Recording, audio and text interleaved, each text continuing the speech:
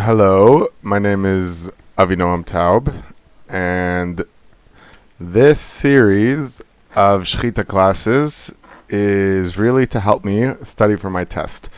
I've been learning with the Machon Aliyah in Har Nof, Yerushalayim for the past few months, a 10-week course.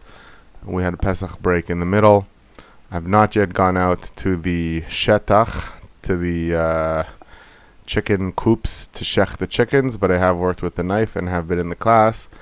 And the test is test for me is on Sunday, in a couple of days, Yom Rishon, and I figured I would review the relevant simanim, since I could not find enough people to learn with.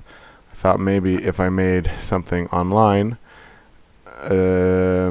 it would get me to do it and people might learn from it.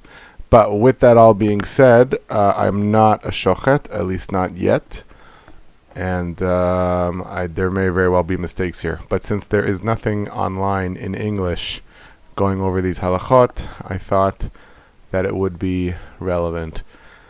We are going to be covering in the Shulchan Aruch Yore Deah, Shulchan Aruch Yore Deah. The relevant simanim for Shechita are the first 28 simanim, but for practical Shechita, you actually don't need to go further than siman Yud Zayin.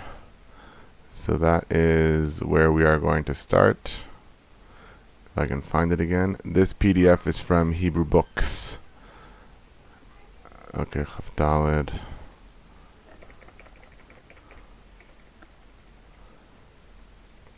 We'll find Yud Zayin and then we'll get started. And hopefully in the schus of this learning, other shochets will come to be, and other people will learn the halachot. I personally find the halachot extremely interesting, and also reachable and understandable, which is why it's so lovely. So here we are, Yud Zayin. Din hashochet be'ema mesukenet lamut. So you have this idea of a be'ema mesukenet, which is basically an animal that is going to die. It is a sick animal, and such an animal, we are worried if it is going to be a nevela or a treifa. I suppose treifa is more correct. And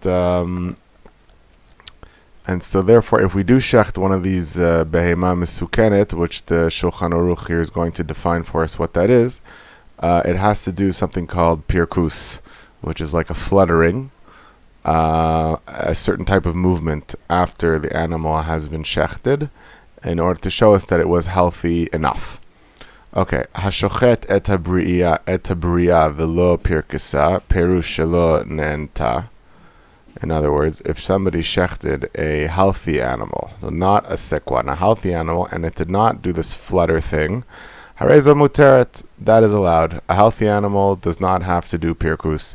Avala misukenet, but a sick animal, vehu, and now he's going to define, kol shema midimota, you stand it up. And here in the notes, bega'ara o b'makel, if you scream at it, or you hit it with a stick, ve'ena umedet, and it does not stand up after I called it or hit it with a stick, af al pi shehi ochelet ma'achal breot, shachta velo pirkasa klal, harezo nevela velo kina leah. Even though the behema misukenet eats normally, but it does not get up when we call it or when we hit it, if you shechted it and it did not do the pirkus, which we said was a certain type of fluttering at all, this is a nevela velo kina leah. Oh, nevela was correct. Ve'im pirkasa harezo muteret, but if it did do a pirkus, it is allowed. V'tzarich sheyeh pirkus besof hashchita. So the fluttering has to be at the end, with the end of the shechita. V'limshoch ad achar shechita. So it has to start when you're shechting the animal. I would probably be more specific and say it has to start when you've cut the appropriate amount of the kaneh and the veshet, which are the windpipe and the digestive pipe. We're going to hear a lot more about those later. So that's to start at that moment and go a little bit afterwards. Ava betchilata eno mo'il. But if the animal shook just when you put the knife on its neck, that's not enough. So we saw again that it has to be at the end, with the end of the shechita, and continuing afterwards. Now he's going to define what is pirkus. Ketzadu pirkus, bebeima daka uvechaya gasa v'daka. So there's different categories of animals. There's ofot, which is what this my shochet course learned, only for ofot, which are fowl or birds. And then there's also a behema daka and a behema gasa. A behema is a domesticated animal. Daka means light, so we're talking goat, sheep. A behema gasa, a heavy animal, would be a cow. Uvechaya gasa v'daka. Chaya is an undomesticated animal, like a deer, for example. A gasa or a daka. I think a gasa is a deer. A gasa, the big one, would be like a giraffe, and daka would be like a deer. So now he's going to tell. So this is the first category. So we can see that it's behema daka and chaya gasa v'daka. This is like in the same category. A light animal is the same as a light undomesticated animal and a heavy domesticated animal. Ben shepashta yada v'chzira. So it either had to put its hand in and out, or shepashta ragla af al pi shelo chzira. Or if it put its leg out, but the leg does not have to go back in, or shekafefa ragla bilvad. Or if the leg went in and did not go out. So we see that these lighter types of animals, it needs the hand in and out. The hand is strict, or the leg in or out. Harezo pirkus umutar. That is enough of a pirkus. So again, in the light category of animals, basically everything but a behema gasa. We're going to see birds are a special category, but everything but a behema gasa. The hand has to go in and out, and the leg has to go in or out. And it's either one or the other, either the leg or the hand. I do have in my notes here, and I am going to refer to some notes as we go, which are not going to be on the screen. They technically come from the Ber Hativ, which is this guy over here. But I'm not an expert in this Ber Hativ, and a lot of it is not so relevant. So I might refer to it, I might not, but that's where I'm taking the information from. The Shach, he teaches that also the arm in or out is in fact enough as well. That is considered pirkus. So basically, again, the leg in or out, the hand in and out. The hand is stricter, but there is an opinion by the Shach that the hand only one way is also enough. Aval, but im pashta yada velo ichzirita. So this is not like the Shach that we said, right? If we just put the hand one direction, put it out but not back in, harezo asura she'ein zo ela hota'ad nefesh bilvad. That means that only the nefesh went out. I think that means like as opposed to the rest of death, which probably has many aspects. And so only the nefesh went out of the animal when it only did this amount of pirkus. In other words, it was already sort of dead beforehand, and therefore it's a nevela. Because, of course, it's a nevela, because we're not allowed to eat dead animals. And now, uve vehema gasa. Now, in the cows. Echad hayad ve'echad haregel ben shpashta v'lo kfafa ben kfafa v'lo pashta harezo pirkus umuteret. So the hand or the leg, either direction, is considered pirkus. So it's actually more lenient. V'im lo pashta lo yad v'lo regel v'lo kfafa klal. And if we didn't put either the hand or the leg out, and it didn't bend anything either, harezo nevela. That is a nevela, not allowed to be eaten even though we shechted it. Uva of afilu lo rifref. It doesn't have to shake. It doesn't have to flutter. Ela be'eno. So just if its eye moved, that's considered enough of a pirkus for foul. Velo kiskes. Perush nanea ela biznavo. So it didn't flutter, only its tail. Harezo pirkus. So the Shulchan Aruch here tells us that for a bird, all it has to do is move its eye or move its tail. And there's another opinion. Let me see if I can figure out who said it. The Shach again. The Shach is, by the way, the Siftei Kohen over here.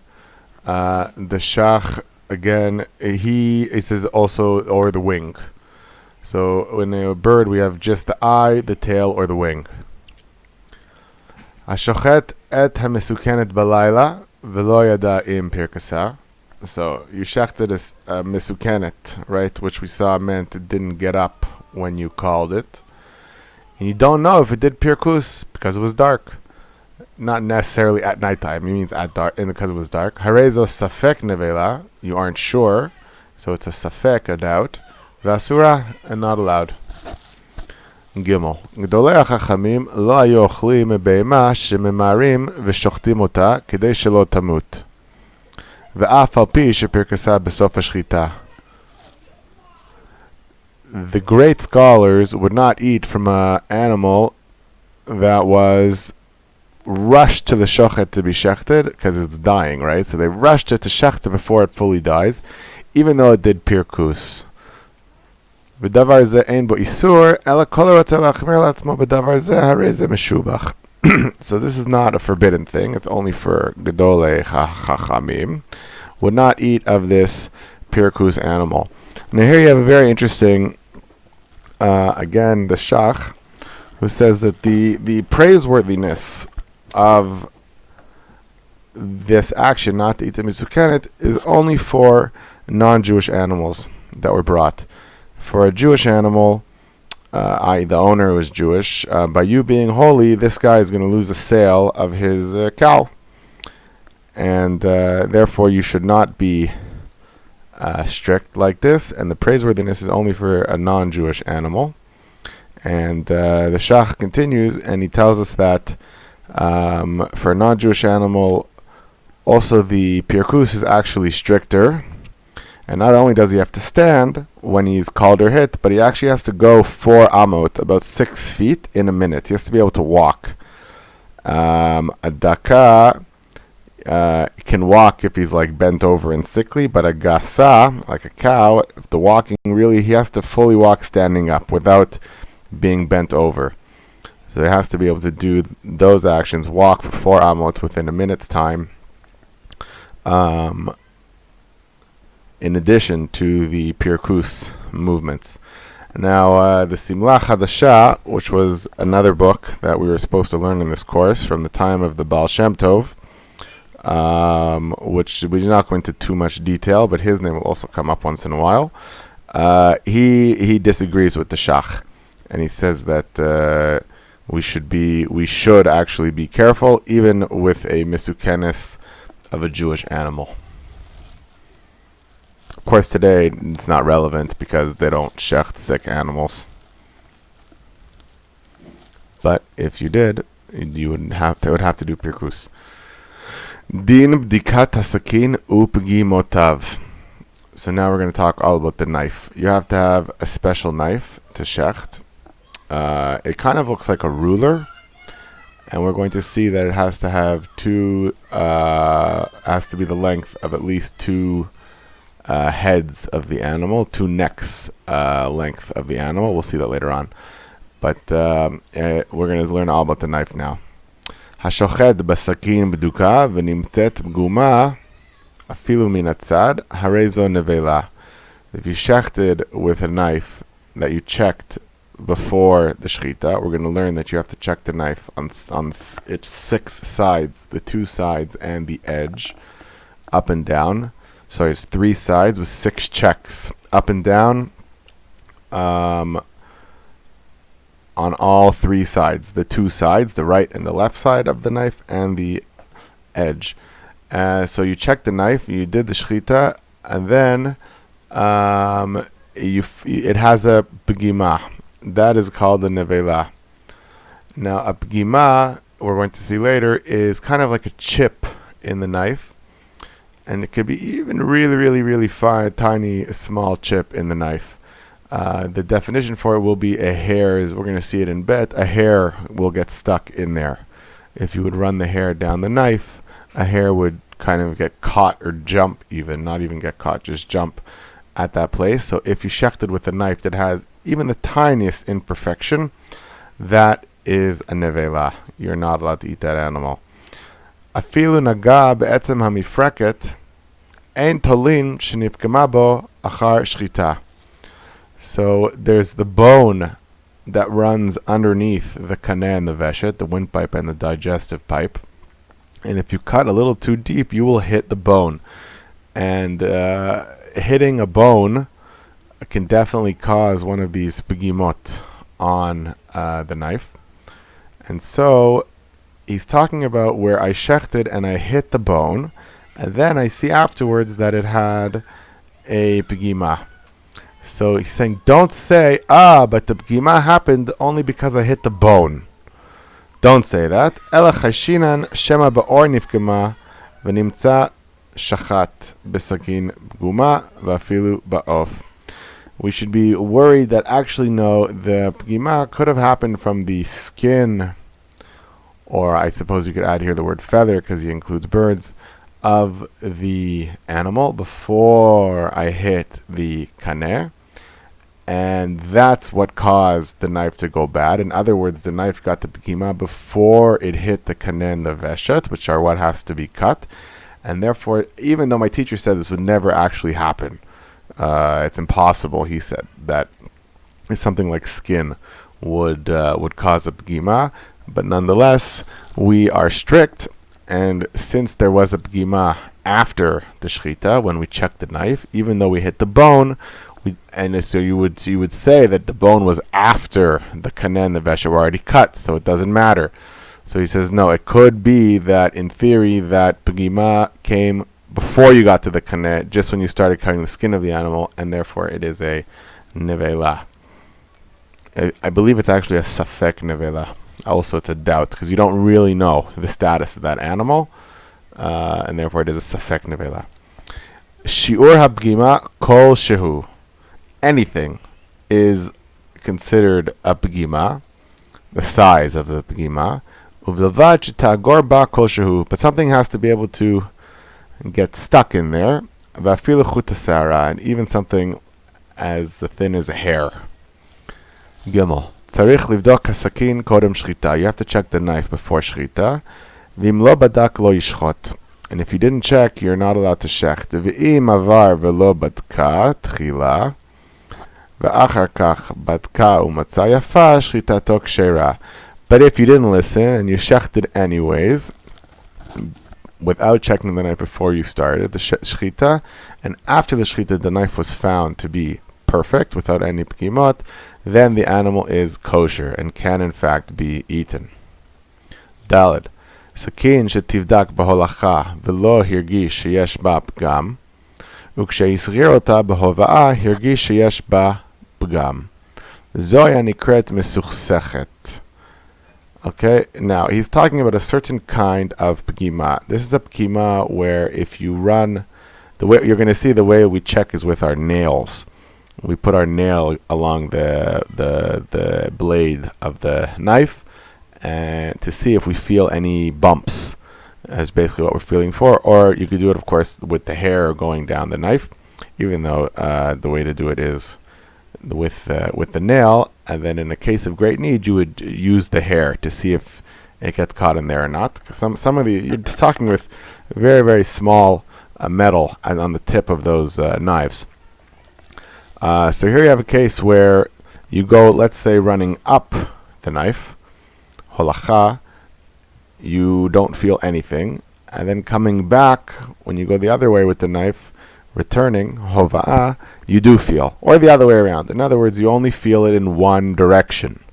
So in one direction, when you check, everything is perfectly smooth. And in the other direction, when you check, you feel a bump. So he's going to tell you, this is called a misuchsechet. Misuchsechet. I guess it means it's like a confused pegima, because it goes correctly in one direction and not correctly in the other direction. Im shachat ba derech holacha v'lo hevi shchitato kshera. So if you had a pegima, which the direction of holacha, going out from your body, the pegima is good. In other words, when you run your finger down the knife, since that's the direction the knife cuts, if you went in only the right direction, as long as you did not come back a little bit, and we're going to learn that you're supposed to shecht going back and forth. You're not only supposed to go in one direction, but if you went in the right direction the whole way and did not come back at all, you have a kosher shechita. But if he came back just a little bit, even if it wasn't in the place where that pgima mesuchsechet was, it's nonetheless pasul. And this is only when he knew about the mesuchsechet before shechita, and he did all of this on purpose to go in the right direction with knowing that he had a mesuchsechet. Aval im matzah sakino yafeh kodem shechita. But if when he checked his knife before shechita, it was perfect with no pgimot, and after the shechita, v'achar shechita matzah ba pgima mesuchsechet, but after shechita, then he got the pgima mesuchsechet, v'omer, and he says, but really, it is clear to me, shelo asiti elo holacha levad. He says, whoa, I know that I have a pgima mesuchsechet, which allows me to shecht in the direction of holacha only, and I only shechted in the direction of holacha. But since that's an after the fact, shechita to psula, it's not allowed. So the only way that the misuchsechet is allowed is if you knew about it beforehand. You can't come afterwards if you find on the post shechita check that your knife had a misuchsechet pgima. You can't come and say, but I shechted only in the right direction anyways. That does not work. Hey. סכין שיש בה פגימות הרבה, אפילו כולן מסוכסכות, אפילו שחט בה בדיעבד פסולה. So, if you have many pegimot, even if they're all mesuchsachot, even if you used it b'diavad, which means you shouldn't have done it but you did it anyways, or by accident or something, psula, not allowed. So you're not allowed to have any pegimot, and only one mesuchsachet in the right direction. Demitoch shepgimotea merubot chashinan shema heishiv yadomat v'lo yergish. So because if you have many pegimot, we're worried that you're going to move in the wrong direction, the wrong place of the knife, staying exactly in the good part of the knife, and you're not going to notice it, you're not going to see it, you're not going to feel it, and therefore it's not allowed. Sakin chada shehushcheza v'harei eina chalaka. So a shechita knife has to be chad v'chalak. Chad means sharp and chalak means smooth. Sakin chada shehushcheza, you have a sharp knife. V'harei eino chalaka, but it is not smooth. Ela magata kimaga rosh hashibolet. Rather, it feels like the top of a shibolet. I believe that's a barley stalk. Shehu mistabech be'etzba, which is something that you feel on your finger. Hoyel ve'ein ba'pgam shochatin ba. The Shulchan Aruch here allows you to use a knife that is not necessarily smooth, as long as no hairs would get caught in it. He allows us that. But here you have the Ramah, denoted by the letters Haga, Hey, Gimel, Hey. Ve'ein anu noagin lishchot bo lefi she'ein anu beki'in b'davar.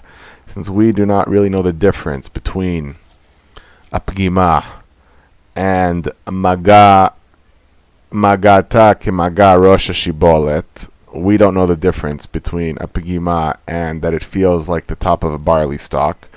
Therefore, we do not allow ourselves this leniency to use a knife like this. Sakin shepia chalak. Now he's going to do the opposite. A knife whose edge, pia, its mouth, is smooth, ve'eina chada, but is not sharp. Hoil ve'ein ba pgam. As long as it does not have a pgima, shochatin ba, you are allowed to use a not sharp knife. And even though you're going to be cutting back and forth all day long, until finally you hit those simanim, Shechita tok sheira, you are allowed to do that. Now I don't know exactly where, since I don't have the correct place in my notes, but the halacha is not like this today. We do not allow a not sharp knife. Just to be very clear, we do not allow a not sharp knife. But technically, the Shulchan Aruch did allow you to do it. One of the commentators I saw said this only refers to birds, and birds you only have to cut the kaneh, so it's only just a little bit of cutting, even if it takes you a long time to do it. It is allowed, but definitely not for animals, larger animals that are not birds. Chet. Sakin shehi ole v'yoredet kenachash ve'ein ba pgam shochatin ba lechatchila. A knife that goes up and down like a snake. Now, basically what this means is, imagine that when you work on sharpening your knife, you did not sharpen it evenly. So usually knives will have, especially from beginner shochtim, will have a belly in the knife. A little bit of a belly in the knife. And he says you are allowed to use that knife. So even though it's not perfectly straight, is basically what he's saying, is you are allowed to use it lechatchila without any issues. The Beit Hillel here, he teaches that you really should only do this in a case of great need, i.e. you should really try to have a perfectly straight knife. And he only allows one up and down, definitely not two. Like if it goes up and down, like it has two bellies, you're not allowed to use it. Even in the case of great need, you would not be allowed to use it. You're only allowed to use the one with one belly in the case of great need. Tet. B'dikat hasakin. So how do we check the knife? Tzricha abisra ve'atufra ve'atlat ruchta.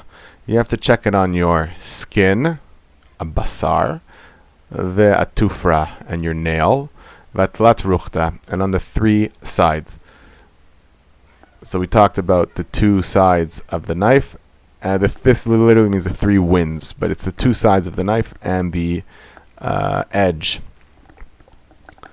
on your skin and on your nail. Dahainu shemolicha umovia al basar etzba'o. That you take the knife. I know it sounds pretty scary. You take the knife, put it on the skin of your finger, move it up and down to feel. So you use your skin to feel on the tip, on the sharp parts of the knife, to check if there's any pegimot, any kind of bumps. And afterwards you do it on the nail.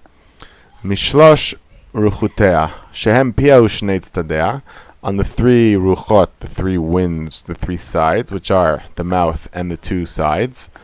Kidei shelo yeh ba pgam klal, that you should check that it shouldn't have any pegimot, nothing that a hair would get caught in there. Really, we don't want to feel anything. It has to be perfectly smooth. V'yivdok la'at, and you should check slowly.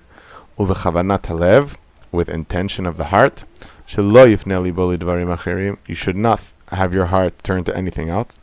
V'tzarich l'shanot hatziporen achar k'tzat b'dikata shema nivgam hatziporen b'choda shel sakin. And you should change the finger, or at least the place on the fingernail, as one opinion says, because you can actually ruin the nail by the sharpness of the knife. It's interesting that he doesn't say that about the meat of the skin. He's not worried about us bleeding. Like I said, we don't do that anymore. Today we just do it on the nail.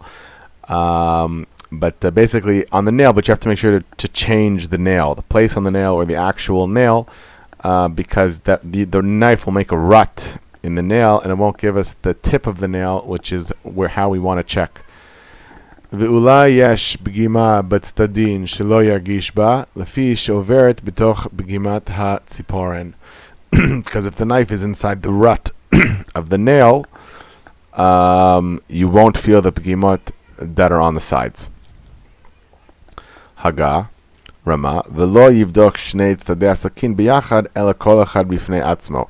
And don't try to like check two parts of the knife at once. I don't know exactly how you would do that with your nail, but don't try to cheap out or run it up and down and get two sides at once. Each side by totally on its own. So that's 6 up and down. We consider it 6 checks because it's 6 times. This is 3 times up and 3 times down on all 3. Sorry, 2 times up, and 1 time up and 1 time down on all 3 sides. So that's 2 checks up and down per side is 6. And then we also check before and after the shechita, so it's a total of 12 checks of the knife. And basically the idea of this, that it shouldn't have a p'gima, aside from the fact that it's learned up from the psukim, is that the a knife with a hole in it, it picks up not a hole, like a little chip or a rut. It picks up what it's cutting and pulls it, and that's how it cuts it, by pulling it along with the knife, and that's not considered a cut. It's not considered shechita, and therefore it's not allowed. That's why we're really worried about that, because it's going to cause pain to the animal as we rip the windpipe and the food pipe instead of cutting it straight down. Yud. Sakin sheyesh la p'gima asur lishchot ba. If the knife has a p'gima, so not a mesuchsechet, right, a real p'gima that's in both directions, you're not allowed to use it. Afilu im echaven lishchot shelo keneged ha'p'gima. Even if the p'gima is, let's say, on that side of the knife, and I only want to cut on this side of the knife, not allowed. If the knife has a p'gima, it's not allowed, even if it's far away. Now, there is a leniency. Uviyom tov, so on holidays, you're allowed to shecht on holidays. Noagin heter likroch matlit al hapgima kevan she'en yochol hashchiza. Hashchiza is to sharpen the knife. On Yantiv, you are allowed to shecht animals, but you're not allowed to sharpen the knife. Sharpening the knife is a specialized melacha, specialized creative labor, so that is not allowed. So what you're allowed to do is likroch matlit al hapgima. So now you have a knife with a pgima. You can put a tie, likroch matlit, like a little bow or something, around the place where the p'gima is, so it's clearly marked. And shecht with it. So he allows you to learn Yantiv. V'im ushat adchak, she'enu hachana lashchiza, afilu b'chol mutar lishchot, al yedei krichat matlit al p'gima. And if it's a time of great need, where you don't have the time to sharpen the knife, I can't think of a case, but in a time of great need, even if it's not on Yantiv, you're also allowed to do it.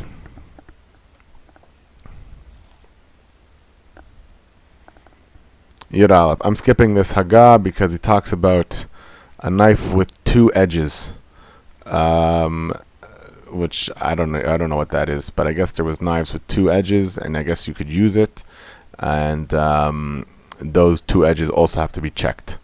So, like, I guess if you might say that my knife has 2 edges, the middle part of the blade has 2 middle parts. I only have to check one of them. No, so you have to check every one. Any place that's coming in contact with the animal needs to be checked. Ashochet be'emot rabot o ofot harbe tzarich livdok ben kol echad ve'echad. If you're shechting many animals or many fowl, you have to check between every shechita, the knife. She'im lo asachen ubadak b'achrona v'nimtzet sakin pguma harei hakol safek nevelot v'afilu harishona. Because if you did not check the knife between every shechita, and you only checked it at the end, then all of those animals are no good, because you don't know when the p'gima came on the knife. You don't know if it maybe even happened right after the first animal, and then all of the animals are no good. Haga, umi sherotze lachnis atzmo lesafek ze ein tzarich livdok sakin bein shchita l'shchita. The Ramah here gives us a great leniency, and he says if you're willing to take the risk of losing all the animals that you shechted by finding a pagum knife afterwards, you are allowed. You may take that risk. And today this is actually very practical, because in the slaughterhouses they are doing many, many, many, many animals, and it would slow them down tremendously to have to check between each one. And I suppose that they have done the calculations when is the most efficient time to check based on production and potential losses, and the percentages of getting a pgimot, which I suppose are pretty low. Yud bet. Af al pi shebadak hasakin kodem shchita, tzarich lachzor velivdok achar shchita. Even though you checked the knife before the shchita, you have to check the knife also after the shchita. V'hanimili she'asakin lefanenu. But that is, as long as I have the knife to check it. Aval im ne'avad. But if the knife somehow got lost after I did the shchita, shchita kshera, hoya barka kodem shchita. His shchita is kosher as long as it was the knife was actually checked at least before the shchita. V'afilu shachat ba harbe ze achar ze.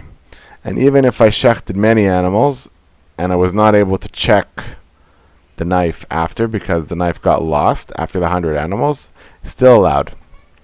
They're still considered kosher, even though I was not able to check that knife afterwards. Now he makes a qualification. V'im nagaba mifreket shelachat mehen. But if I hit the bone on one of those animals, let's say I did 100 animals, and on the 50th one I hit the bone, yesh lachmir. Now I have to be strict. V'lachush lechol otan shenishchetu achar kach. And then let's say if I hit on the 50th bird, I hit the bone, then everything after that, I have to be worried that maybe it got a pigima, and therefore that second half, those second 50 animals are no good. Remember, this is only in the case where we lost the knife and we were not able to check. Yud Gimel. Shachat b'sakin baduk. I shechted with a checked knife. V'ne'evad kodem sheyivdekenu achar shchita. And it was lost before we were able to check it. Same case as before. V'achar kach nimtza. But now I found it. V'hu pagum. And now, after some amount of time that I lost the knife has a pigima in it. Oh no! So if I was able to check the knife right after the shechita and had a pigima, the animal is no good. I'm not allowed to eat that animal. But if I lost the knife, we just learned that as long as I checked the knife before I did the shechita, if I lost the knife, the animal is still kosher to be eaten. So now let's say that I found the knife sometime after that, and I found the knife was actually not good. Does that retroactively cancel out the previously kosher animal? No. Shechitato kshera. We do not undo the previous status of the animal when we made it kosher. But now he makes a qualification. Ho'il v'yatza beheter, since this is the leniency that we're relying on. V'zeh shenimtza pagum imur shiver ba'atzamot v'lav adate deuke sakin achazikte. So this is where I could maybe say that the person who found the knife, or the person who took the knife, or while the knife was lost, it was used to break bones. In other words, probably to cut the chicken apart into pieces. So as long as I can say that while the knife was lost, something happened to it that would have caused it to get a pigima. And by the way, the pigimot really happen extremely, extremely easily. A little touch of the knife on a hard surface will create a pigima. So we have to be able to say something happened to the knife while it was lost. In other words, if I put the knife away in a locker where it was stored and shut and nobody got to it, but somehow it got lost in that locker, and then it was found in that locker. In that case, with a pigima, it was found in that locker afterwards with a pigima. In that case, the original shechita would not be kosher, because unless there was an earthquake or something that caused the locker to shake around, right? It would be very unlikely that anybody did anything with that knife that would have given it that pigima. Then we'd say, oh, the pigima maybe happened before the shechita or while cutting the skin. Yudalid. Im lo badak sakin v'shachat ba. If I did not check the knife beforehand, you're not supposed to do that. You're supposed to check the knife. But let's say that you didn't check, and we learned earlier that if you didn't check and you checked it, and afterwards you checked it and it was kosher, the shechita is kosher. So, if you did not check the knife and you used it, v'nevad, and it got lost, achar shechita. In other words, it was not checked before and it was not checked afterwards, shechita to psula. The shechita is no good. Had no check. Bema devarim amurim. Bestam sakin. This halacha, that if the knife was not checked before or after because it was lost, and the shechita is no good, this is with a regular knife that you happen to make ready for shechita. Aval. Tabach sheyesh lo sakin miyuchad l'shechita. Umakom miyuchad shematzniyo sham tamid becheskat baduk. A shochet who has a special knife that he only uses for shechita, strictly only uses it for shechita, and he always puts it away in the same place, and every time he puts it away in that place, it is always checked. He always puts it away proper, ready for use. So in that case, where the knife was not checked beforehand, and it was not checked afterwards because it was lost, but it's the knife that I always use, and it's always in this place, and that's where we took it out from, and every time I take it out from, and every time I put it in that place, it's always checked, then it is kosher.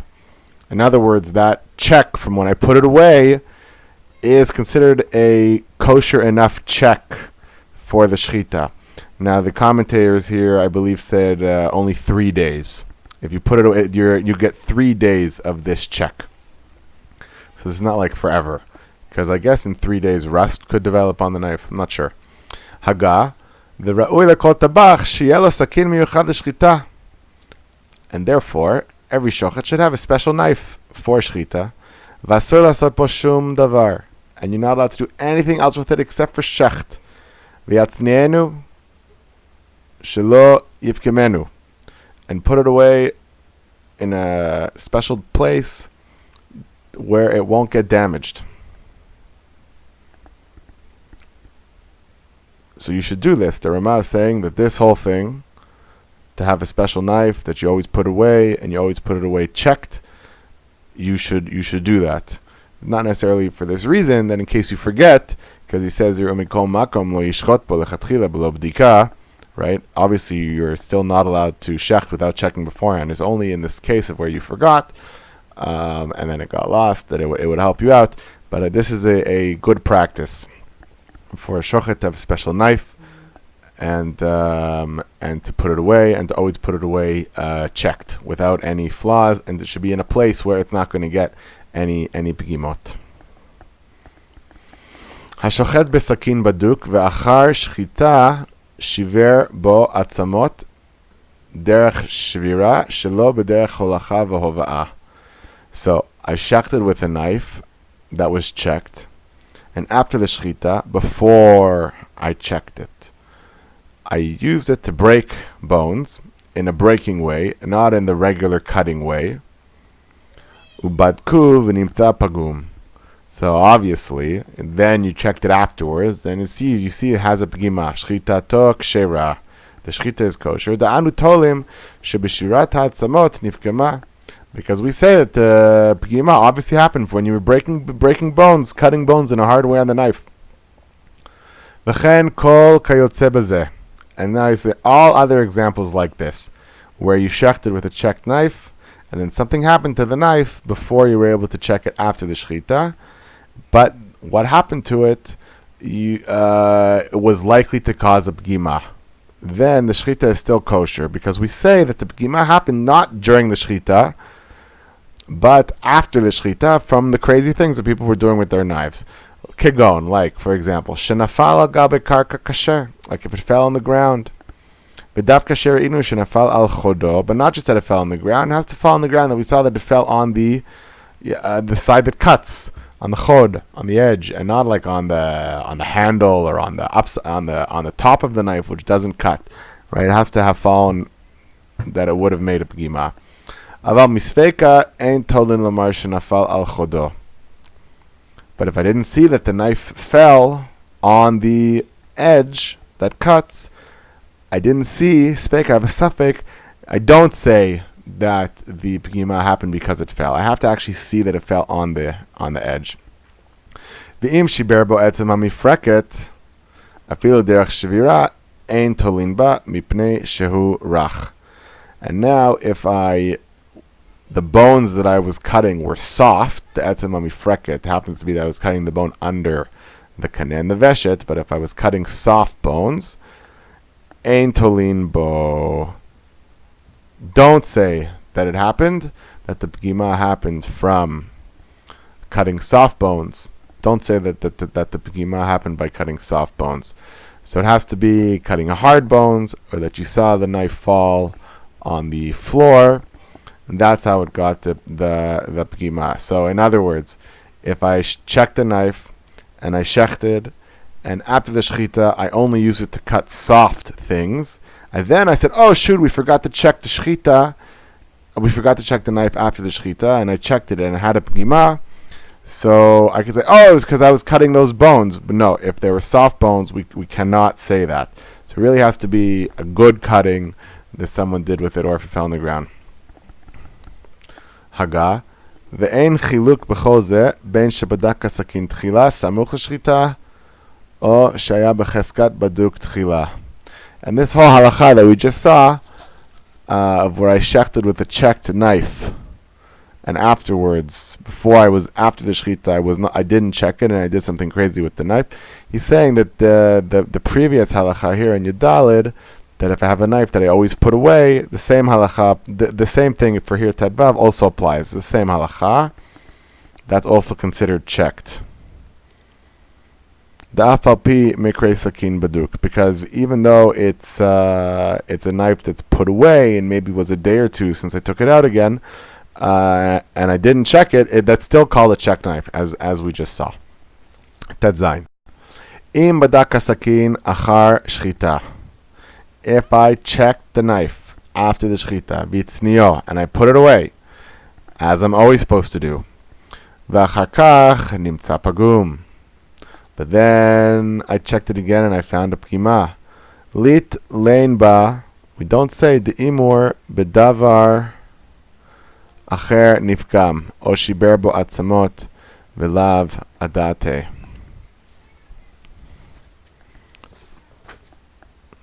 Hold on.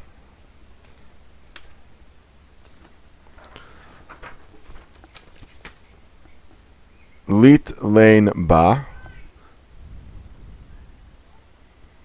This is where we don't have what to hang it on. I don't have anything to say because the knife was put away. De'imor acher nivkam o shiber ba'atzamot v'lav adate. Because there I can say that maybe someone used it to break bones, or it fell on the ground and I didn't know. Hold on, I want to check that.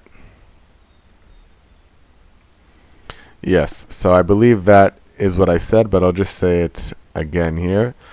If I checked the knife and then I put it away, and afterwards I checked it and then it had a pigima, then the shechita is still good, is what he's saying here. In other words, the check that is done after the shechita, after that check, if we check again and the knife has a pigima later, it doesn't matter.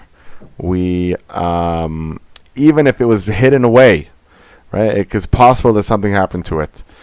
So the shechita is still good. The check done after the shechita, if it's a good check, obviously if it's a good check, right? Sometimes you have cases where one person will check a knife and another person will check a knife, and they'll feel different things. So I'm not talking about that.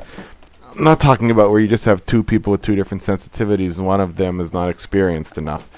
I'm talking about the proper check was done after the shechita, and then another check was done, and then all of a sudden it has a pigima. It doesn't matter. That original check is what counts, and the animal is kosher. Yud zayin. Tabach shelo heres sakino lechacham hayu menadin oto. they used to fine a shochet who would not bring his knife to a wise person. Sorry, I should have read here the brackets. V'nimtza yafeh, right? You bring it to a chacham, a wise person, and he says the knife is good. In other words, what's going on here? The shochet should bring his knife to an experienced checker, should bring his checked knife to an experienced checker, and the checker should agree with him that his knife is good. In other words, someone's checking his work. And if he didn't do that, if we're only relying on the shochet, and the shochet's not being checked by anybody, a wise person, we fine him. So you shouldn't do that. You should run your knife by someone else, a third party, an uninterested party. V'im nimtza pagum. And if not, so now the Rama adds, not only do we fine him if he doesn't check, but even worse, now you brought it to the Chacham, and the Chacham said this knife is no good. Not only do you fine him, you also fire him.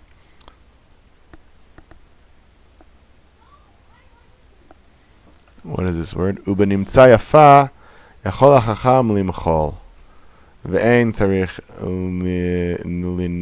lindoto. But he can, the shochet can come back and show him, oh, now I mean that it's checked. Like, the shochet can learn. It's not like he has one chance to bring it to the chacham and that's it. He brings it to the chacham says it's no good. The shochet can come back and show him that he's learned how to do it properly now. Ve'aidna nahagu limnot anashim yiduim al shechita. And in our, the custom in our country is to select knowledgeable people about shechita, ve'habdika, and the checking of the knife. V'lehem machul chachamim kvodam, kiem zeirim v'zrizim. So he says today we don't have to bring the knife to a chacham. A chacham, obviously someone who's expert in all areas of Jewish law. He says today the custom is you get people who are not necessarily experts in all of Jewish law, but they are experts in shechita and bedika, and the chachamim were mochel their kavod. They said, okay, it's okay, you don't have to bring it to us. We allow you to bring it to people who are just experts in this, because they are very careful. The experts are very careful, even though they're only experts in shechita. He's not a chacham, like he's not a tamid chacham in everything. V'harbet tzarich yeshuv adat v'yirat shamayim livdikat sakin, and you have to have really a calm mind and fear of heaven when you check the knife. Halot tireh, because behold, ki yivdok adam pa'amayim shalosh v'lo yagish b'pkima daka. A person will check 2 or 3 times and he will not feel a light pgima. ואחר כך ימצאנה כי יכין ליבו באחרונה ובחינת חוש המימוש כפי כוונת הלב. But then he prepares his heart and his sensitivity increases as his heart sensitivity and intention increases. In other words, you yourself might check the knife, but if you did not do it with proper intent, and kind of taking a deep breath beforehand and accepting upon yourself Yirat Shamayim, your sensitivities might not be at the levels that they should be. So when you check the knife, you have to take upon yourself, kind of remember fear of heaven, and to have intent, and to do it in a calm environment, focused, because that's the only way that you'll feel the lightest pegimot. Be very careful with this, basically. This is the most important thing of the shechita. Hatabach tzarich sheito schar min hatrefot kmo min haksherot. The shochet needs to be paid for all animals, whether they came out treif or whether they came out kosher. Notice he does not say here nevelot. Nevelot are mistakes that the shochet made. Or maybe I'm saying something that I shouldn't. But when we had a safek nevela, for example, where... No, you know what? I'm not going to say that. I don't know why he doesn't say mina nevelot ve'at trefot.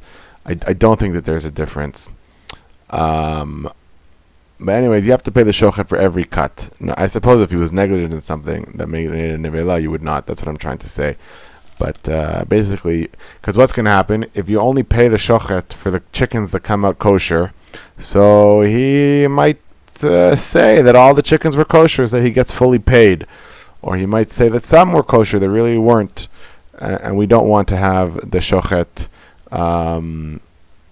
having any inclinations to do anything that is so bad, to say that something is kosher when it's indeed treif. Therefore, we have to pay him equally for all animals. For all cuts. I suppose there is a different price for chickens and cows. Haga shelo yavo la'akel la'achshir kedei lekabel scharo min ha'ksherot.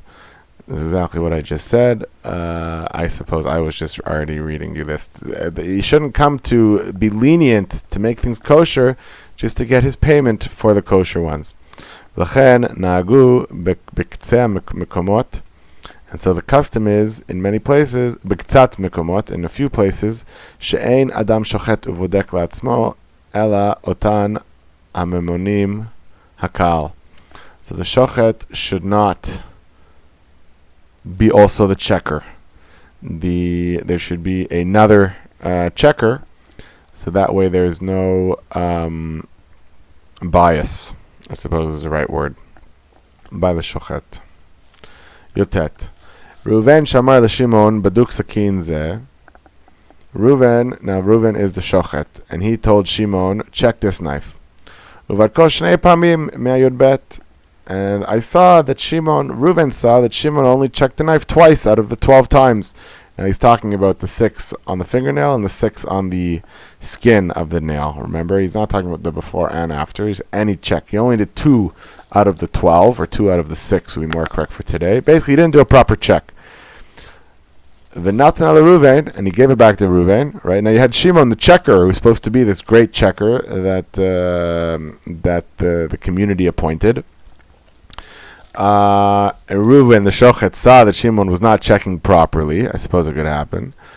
Reuven haya olech lishchot, velakhu Levi miyado matzu pagum. Reuven went to shecht, and then Levi, another checker, came, and he says, "Hey, this knife is pagum, man. What's going on here, Reuven? So who should you think should be punished?" So Shimon obviously has to check the knife properly. But since Shimon is not the shochet, Reuven is the shochet. And if Reuven saw that the knife was not checked properly, he should not go and shecht with it. Reuven mitnatzel ve'omer adayin harotzeh livatko b'hogen kehogen. And Reuven, he says, "Oh, I'm so sorry. I went to shecht, but I really meant to check it again properly." Masav mochichim alav. What he did proves who he is. Shehayadailo be'ota b'dika. It was enough for him that he only checked that the knife was only checked on 2 sides instead of all 12, or at least all 6. Ulefichach mavirin oto. Therefore, Reuven will be fired. Ve'im nirim hadvarim she'aya ke'ein shkaga v'shehu adam kasher. But if it looks like Reuven really made an honest mistake, which means he apologized, and he really, it was really an honest mistake. V'shehu adam kasher, and in everything else, he's a kosher guy. Machzirin oto. We can give him his job back, I suppose, after he was fired for some amount of time. But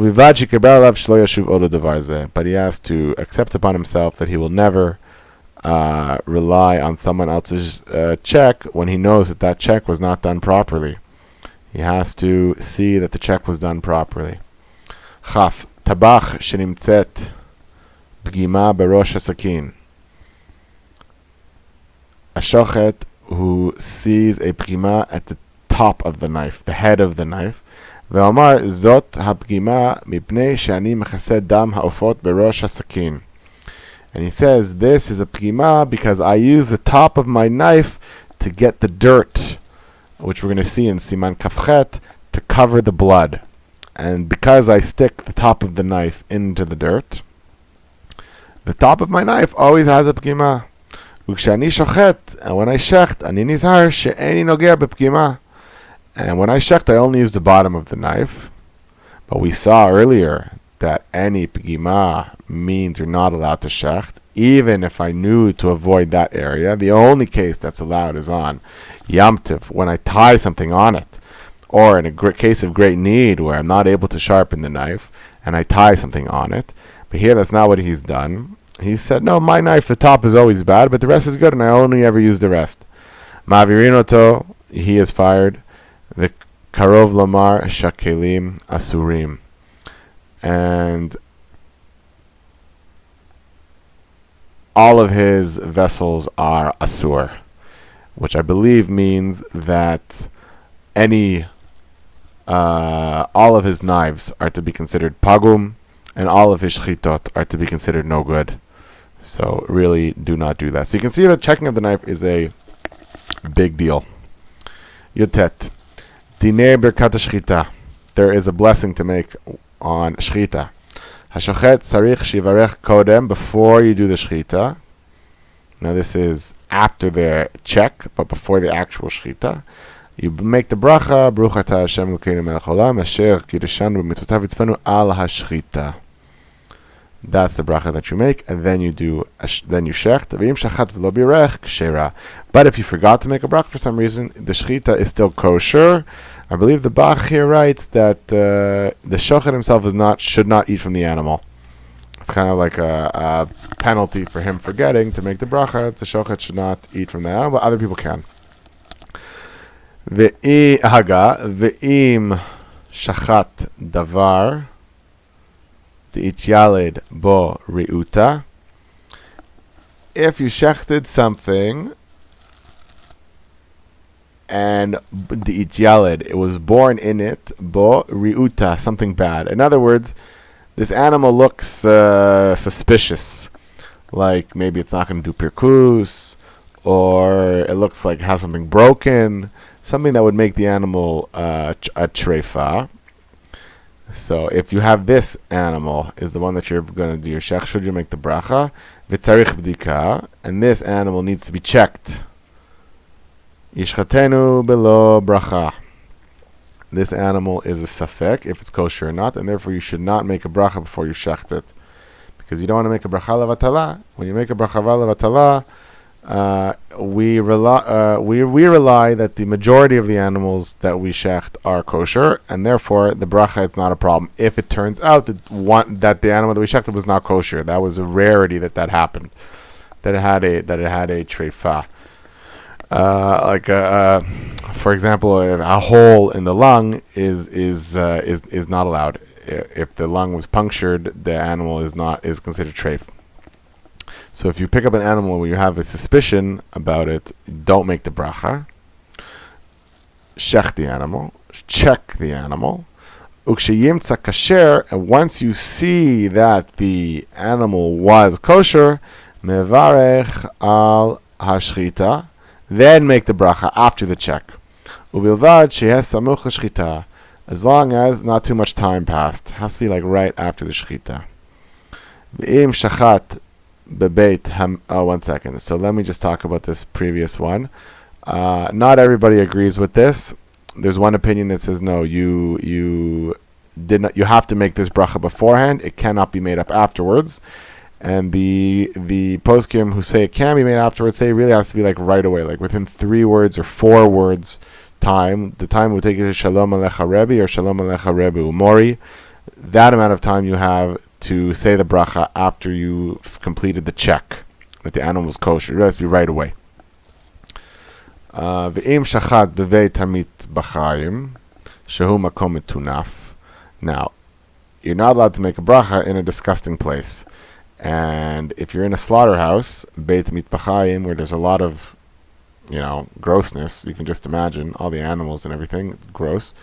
Yevarach birchok dalid amos kodem shikanes l'sham. Move away from there at least 6 feet before you go in, and make the bracha, and then go in and shecht. V'lo yedaber ad achar ha-shchita. And do not talk until after you finish the shechita. So if you're in a gross place, if that's where you're going to shech the animal, go away from there, 4 amos, 6 feet, make the bracha, go in, and shecht right away. Bet. Shachat behemot v'chayot ve'ofot bracha achat lekulan. So I only have to make one bracha, and that covers all the animals that I have for the day in front of me. Gimel. Shnaim shochatin shnei baalei chayim yachol levarech ha'echad leotzi chavero v'hu shitkaven letzet. So not every shochet has to make a bracha for themselves. Two shochatim who each have their own animal, one of them can make the bracha for the other one. Daled. Tzarich lizaher miledaber bein bracha l'shchita b'davar she'eno mitzarchei hashchita. You have to be very careful from speaking between the blessing and making the shchita if what you talked about was not for the sake of the shchita. So for example, if you made the bracha and then you're going to go shecht and I don't know, somebody is there and they're making a loud noise and they're really disturbing you. So you can tell them, excuse me, I need you to please move so I can finish the shechita, or be quiet, or something like that.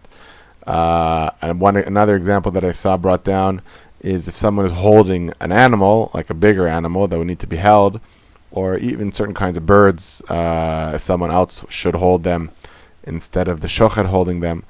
You can tell the guy, hold it tighter, move like this. It's not like a total, it's not like a vow of silence. It's you can't talk about anything unrelated to shechita. Ve'im diber, but if you did speak, tzarich levarech pam acheret. You need to make another bracha. If you made the bracha and then you spoke about something completely unrelated to shechita, that's it. You lost your chance. You have to make another bracha on the next shechita.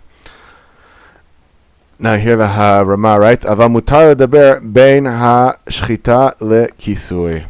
Oh, this is actually the Mordechai. And the Rama brings down the Mordechai that you are allowed to speak between the shchita and covering the blood. So remember we talked about, we're going to see that after you do the shchita, you have to cover the blood of the animal. He says you are allowed to speak. You are allowed to speak between the shchita and covering the blood. But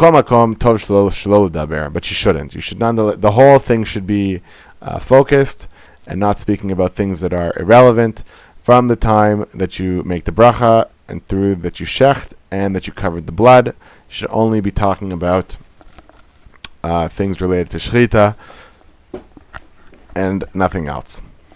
Now, the halakha today, people who work in slaughterhouses, they've changed this, that it's not speaking, it's really having hesach hadat, which is where your mind has gone to something completely different, and then you're not involved with the shechita at all.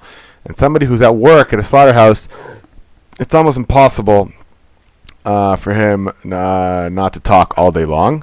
And this halakha was not written with the knowledge of people working in mashchetot, in the slaughterhouses, for 10 hours a day, or 8 hours a day, or whatever it is, and they're not allowed to speak about anything except for shechita. They're allowed to call their wives, or speak to their children, or speak to their coworkers. They don't have to make a bracha every time anew. They make one bracha at the beginning of the day, and because they're in the slaughterhouse, their mind is kind of always on shechita, even though they might be talking about something else.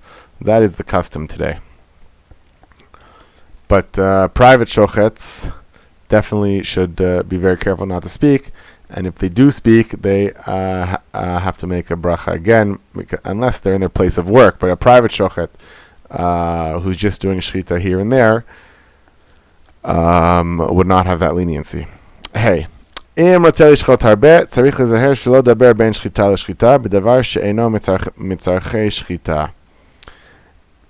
want to shecht a lot of animals, the previous case was about one animal. You make the bracha, don't speak until you shecht, and you shouldn't speak until after you cover the blood. But here, if I have a lot of animals, don't speak between shchitas. Don't speak things that are not related to shechita. Ve'im diber, and if you did speak, tzarich lechasot dam shechita rishona, you have to cover the blood of the first animal. If you made an interruption in your shechitas, you had 10 chickens to shecht, and after the third chicken you took a phone call or something and your mind totally got off shechita, you shouldn't have done that. But if you did do that, or you had to do that, for example, then you have to cover the blood of the first one, which is another bracha that you make, cover the blood, and then levarach pam acheret al ha-shchita. But and then make another blessing on the next shchita. Aval al kisui sheni lo yevarech. But on the covering of the blood for those later animals, you would not have to make the bracha of covering the blood again. Mishum, the Rama writes, Mishum the Shechita lo avei hefsek, because Shechita is not considered an interruption of covering the blood, right? Like I had to cover the blood of the first ones, the first animals, and then I go back to Shecht again and make a bracha, and I finish those animals, and I want to cover the blood, so I do not make a second blessing. I do not make the blessing covering the blood again, because the Shechita is not considered an interruption. Aval im sach benatayim havei hefsek v'tzarich lachzor ulevarech. But if I had an interruption that was not Shechita, I had another kind of interruption, then I would have to bless a second time, even on the covering of the blood. V'yesh omrim desicha ben shchita l'shchita lo havei hefsek. And there is an opinion that speaking between shchitas is not considered an interruption. In other words, I would not have to make another blessing. So we see here two opinions. One, he says if you speak anything that isn't mitzarchei shchita, you should make a bracha again and cover the blood first and make a bracha again. And here he says that actually speaking is not. The second opinion is I only have to make the bracha again if I made the bracha and did something and didn't actually shecht. Then I have to make the bracha again.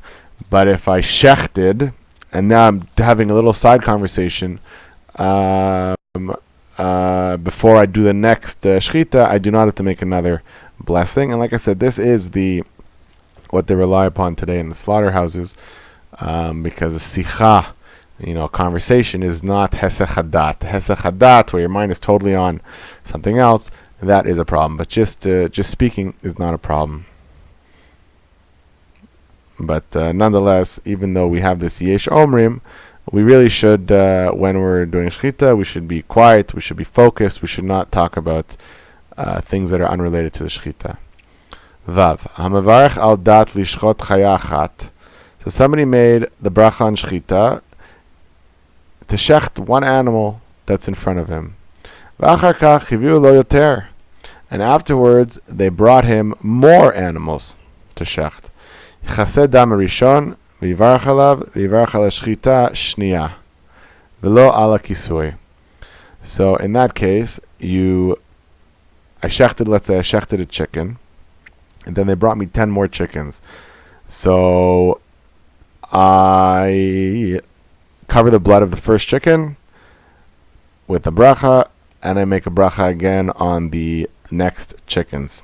But I do not make a bracha again on the covering, right, which we saw in the previous halacha. V'hani mili kshevium lo kodem shibirech al kisui rishona. But I don't make the only case where I don't make the bracha again on covering the blood is where at least those other animals were present when or before I did the kisui. So if I shechted and did the kisui, and then they brought me more animals, which I didn't know were coming, then I have to do the whole process all over again. I can get out of doing the kisui, the bracha on the kisui for the later animals, if I didn't do the kisui before those new animals were brought. Hope that's clear. I think it's clear. I'll say it again. Somebody who had in mind to shecht one chicken or one deer. Let's be true to the translation. One deer, and afterwards, and he shechted it. Wait, maybe he didn't shecht it. Hamavarach al dat lishchot chaya achat.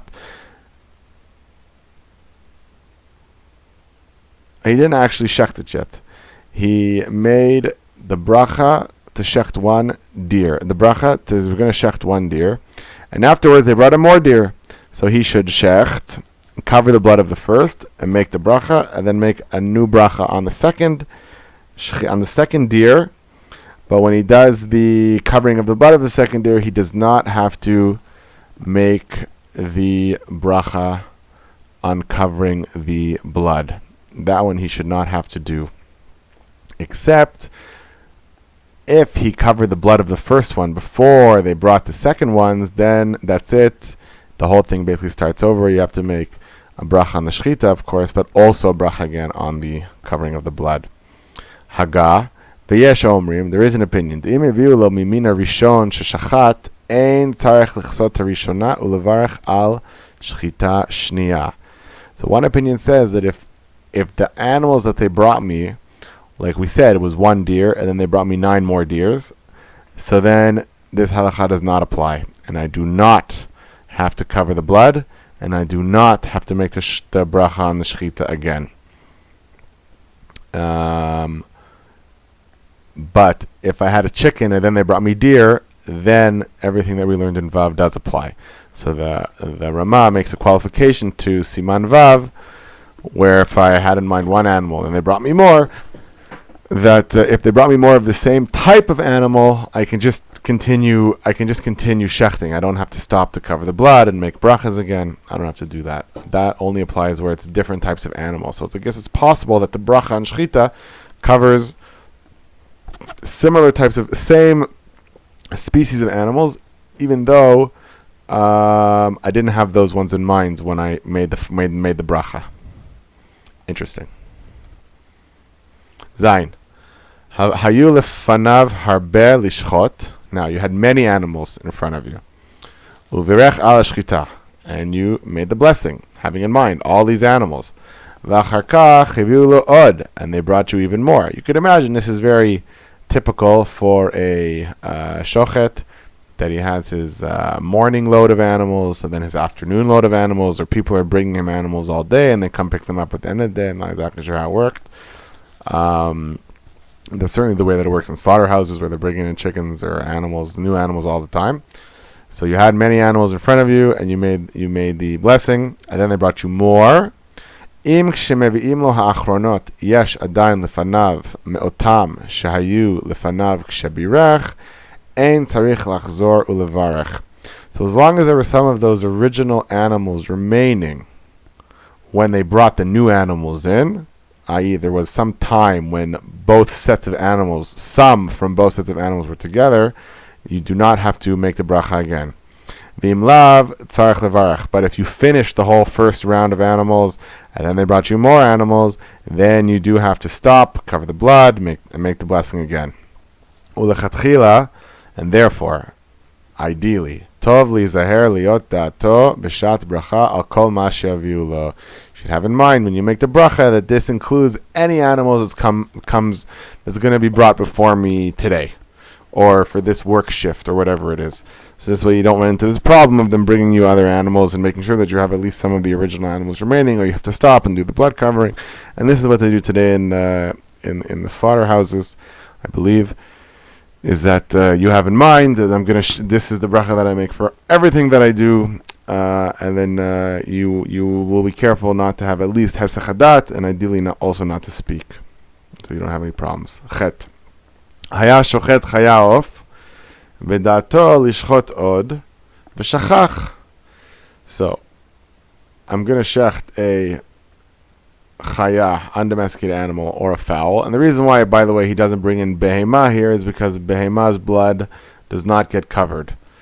And this has something to do with the fact that behemot were given as korbanot, and the chayot and the ofot were like jealous that they are not included in the korbanot, so they gave those animals, the chayot and the ofot, the mitzvah of covering the blood. I just read that today in the Beis David. So that's interesting. Anyways, so you had in mind to shecht more, but you forgot that there were more coming that you had in mind, and you finished and you forgot. And then vikisa uvirech, and you covered the blood, and you made the bracha on covering the blood. כשחוזר לשחוט אין צריך לחזור ולברך על השחיטה שאין הכיסוי הפסק. So just like we saw that shechita is not a hefsek for kisui, kisui is not a hefsek for shechita. וכן הדין הרמה, וכן הדין אם שחט חיה או עוף ורוצה לשחוט בהמה. If I want to shecht a chaya or a off, and then I want to shecht the behema, which does not need its blood covered, mechaseh dam chaya mishchot behema below bracha. So remember I told you that we don't do kisui hadam, we don't do covering of the blood for a behema. So now you have a case where I start shechting chayot and ofot that do need blood covered, and then once I finish those, and then I want to shecht the cow, I should cover the blood of the first animals, and then go shecht the cow, and I do not need to make a bracha when I go to shecht that cow, because the kisui is not considered a interruption. Okay, that is the first 3 simanim, and we will pause the tape for now.